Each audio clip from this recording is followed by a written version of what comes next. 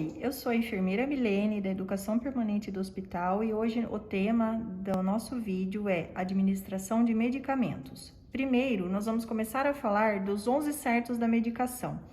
Primeiro, número 1, paciente certo. Número 2, medicamento certo. O 3, hora certa. O 4, via certa. O 5, dose certa. O 6, tempo certo. O 7, a validade. 8, a abordagem. 9, registro adequado. 10, orientação. E 11, armazenamento. Nós iremos falar sobre a administração de medicamento VO, subcutâneo, IM e EV. Primeiro, eu sempre tenho que higienizar as minhas mãos com água e sabão ou álcool e gel. Vou dispor das luvas, de uma bandeja, otimizando sempre meu material primeiro. A partir disso, eu vou consultar sempre a prescrição médica, tá? Vou calçar as minhas luvas.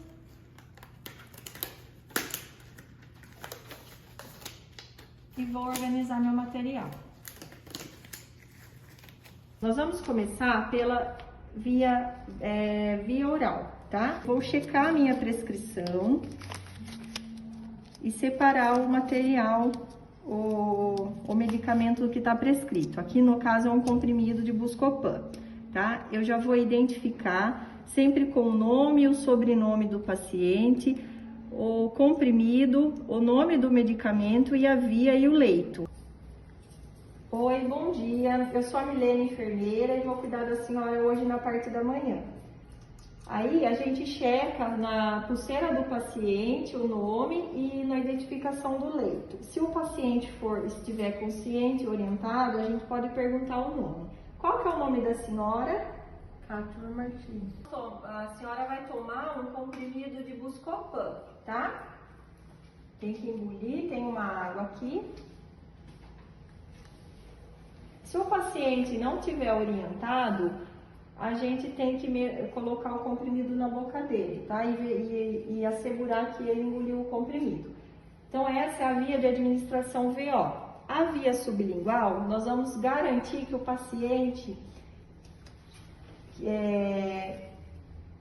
nós vamos garantir que o comprimido fica embaixo da língua do paciente. E vamos orientar ele, quando possível, que ele não tome nenhum outro líquido, né, nesse processo de absorção do comprimido.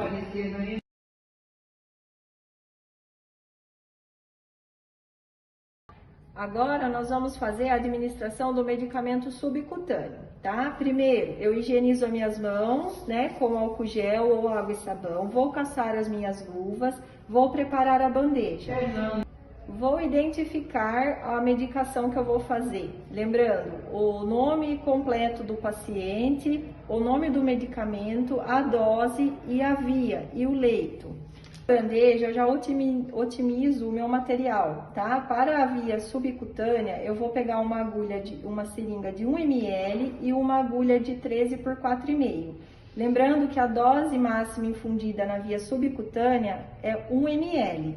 Vou pegar uma gaze, embeber de álcool, tá? Quais são os locais ideais de aplicação da via subcutânea? Aqui, ó, a região do tríceps, né? Da parte da... Nós vamos fazer uma prega aqui na parte da região subcutânea, tá? E aí nós vamos injetar a dose, né? De até 1 ml nessa via.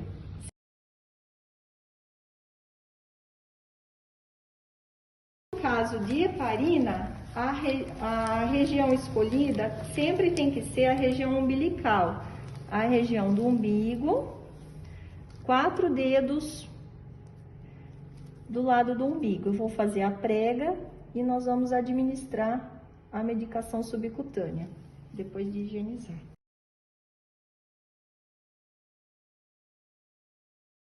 Eu sempre tenho que higienizar as minhas mãos com água e sabão ou álcool e gel. Vou dispor das luvas, de uma bandeja, otimizando sempre meu material primeiro. Agora nós vamos começar a falar sobre a administração do medicamento IM, tá? Lembrando que no adulto a dose máxima indicada é até 5 ml. As principais vias indicadas da parte muscular do adulto é a região do dorso glúteo e a vasto lateral da coxa. São as regiões mais escolhidas, tá? Eu vou sempre colocar a gás embebida de álcool. Eu vou fazer sempre cruzar aqui a linha da altura do glúteo do paciente e sempre aplicar no quadrante superior mais externo que tiver aqui. Higienizo e faço a aplicação. A agulha ideal escolhida o número da agulha é a 30/7 do adulto, tá? Assim como também na região do vasto lateral da coxa.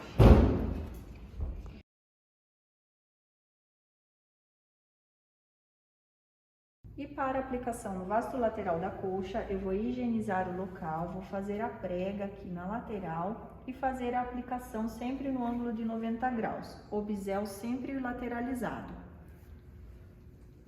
E no caso de crianças, deve ser avaliado o tamanho do peso, né, da criança, se ela deambula ou não, vai de acordo com caso a caso. Mas o limite máximo de criança para administrar medicamento IM é 3 ml.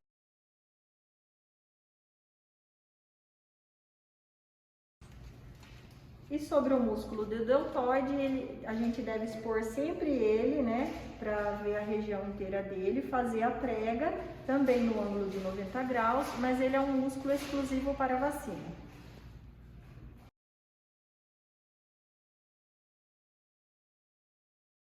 Agora nós vamos falar sobre medicamento endovenoso. Nós vamos administrar o medicamento endovenoso escolhendo sempre o calibre ideal para a situação do paciente. Calibres maiores eu deixo para situações de emergência. Por quê? Porque quanto menor o calibre, menor o risco de flebite mecânica e química para o paciente. Eu tenho que fazer a diluição do medicamento respeitando sempre a recomendação do fabricante. Após toda a medicação infundida endovenosa, eu tenho que fazer um flushing pulsátil com soro fisiológico. Então, como que eu vou fazer o flushing pulsátil? Eu vou fazendo de formas de soquinhos, sempre usando então o soro fisiológico a 0,9%. O que faz a gente fazer essa salinização em formas de soquinho? Eu auxilio a manter a permeabilidade do catéter e a não formação de biofilme. Então, agora nessa parte do vídeo, nós vamos falar sobre a identificação de um frasco de soro. Como que tem que ser feito? Eu tenho que usar o rótulo de soro, colocando o nome completo do paciente, o leito dele, o que tem no soro, né? No caso aqui é só um soro fisiológico, 250 ml, o início e a data do início do soro, né? O horário do início e a data do início. E eu coloco o término quando ele tem, né? O horário do término com a data do término. Sempre no sentido inverso do rótulo do soro, de forma que eu não tampe o rótulo do soro.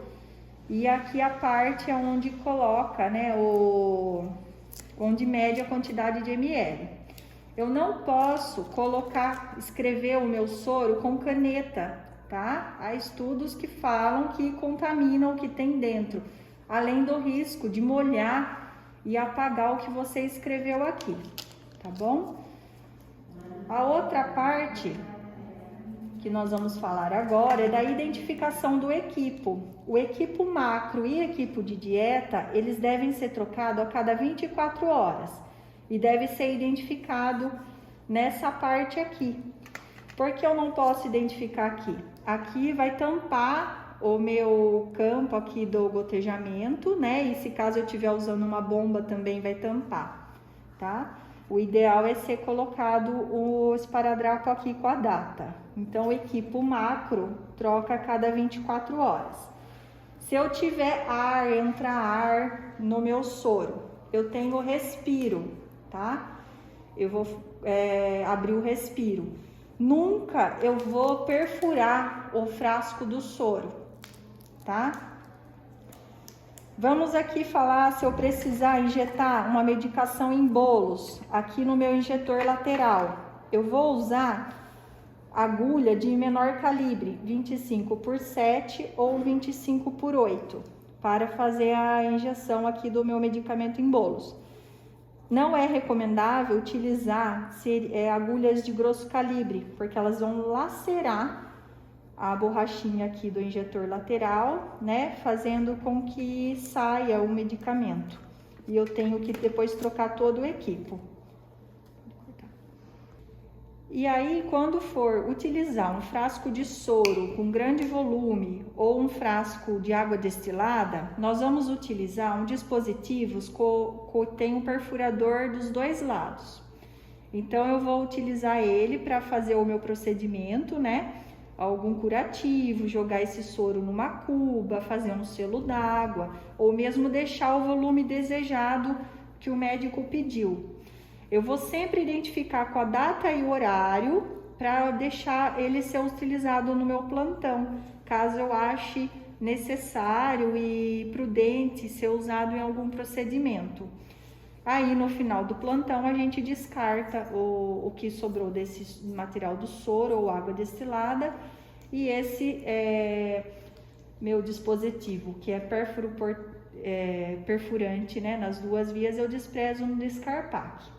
Lembrando que eu sempre tenho que deixá-lo sempre tampado para evitar contaminações. Então, finalizando esse vídeo, nós vamos administrar os medicamentos sempre no horário previsto, na frequência prescrita, lembrando que atrasos superiores a 30 minutos comprometem a biodisponibilidade do fármaco no organismo e, consequentemente, pode prejudicar a resposta ao tratamento. Eu sempre tenho que orientar o paciente quanto ao medicamento que ele vai receber, né? Sempre eu oriento o paciente ou o familiar que estiver acompanhando ele.